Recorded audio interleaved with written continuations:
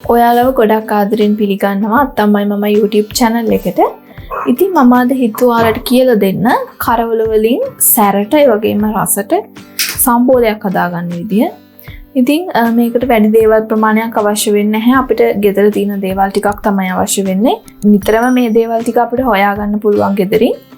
ඉතින් හිතුණු ගමන් හදලා කන්නත් පුළුවන්. ඒ වගේම මේ දවස්වල එළවලු මාළු ගොඩක් ගන්න නිසා අපිට පුළුවන් ඉතින් කරවලත් ගණන්. නමුත් කරවල පොඩි ප්‍රමාණයක් තමයි මේකට අවශ්‍ය වෙන්නේ. ඉතින් අපි බලමු මේක හදාගන්න මොනවද අවශ්‍ය වෙන්නේ කියලා. මෙතන තියෙන්නේ කෙලවල්ලෝ කරවල පොඩි කෑල්ලක්. ඒක හොඳට සෝදලා අරගෙන තියෙනවා. ඉතින් බල කරවල උනත් ගන්න පුළුවන්.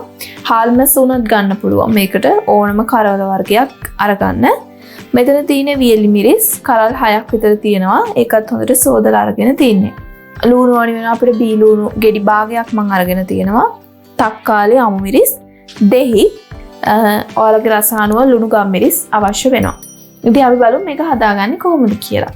ඉතින් මම මුලින්ම කරන්නේ මේ කරවල කෑල්ල මේ විදිහට පොඩි කරලා ඒ කියන්නේ මෙහෙම කෑලි වගේ කඩාගෙන මේ විදිහට මේක අපි ලිපේ තියලා බැද ගන්න ඕන.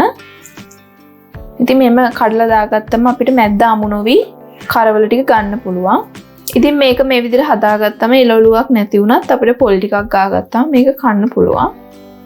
ඉතින් මේ විදිහට කඩාගත්තට පස්සේ අපි මේක ලිපේ තියලා හොඳට බැද ගන්න ඕන.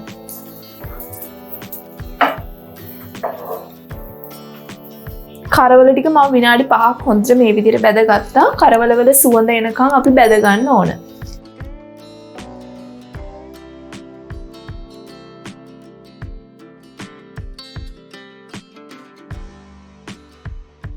ඉතින් මේ මිරිස් ටික අපි මිරිස් ටිකත් පුච්ච ගන්න ඕනේ හොඳට.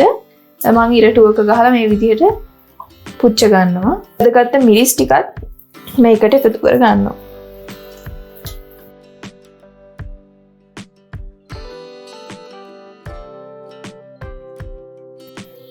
දැන් මේ කරවල ලොකු කෑලි තියෙනවා නම් අපිට පුළුවන් ඒක ටිකක් අතින් හොඳට පොඩි කරගන්න. මිරිස් ටිකත් පොඩි කරගන්න ඕන. දැන් මම මේකට කපාගත්ත බී ලුණු ටික, අමු මිරිස් ටික, තක්කාලි ටික මේ විදිහට තක්කාලි, අමු මිරිස්, බී ලුණු මේ ටික ඔක්කොම එකතු කරලා ගම් මිරිස් කුඩු ටිකක් එකතු කරගන්නවා.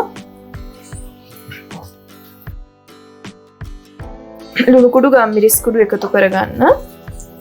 ඒ වගේම දහි ටිකක් එකතු කරගන්නවා.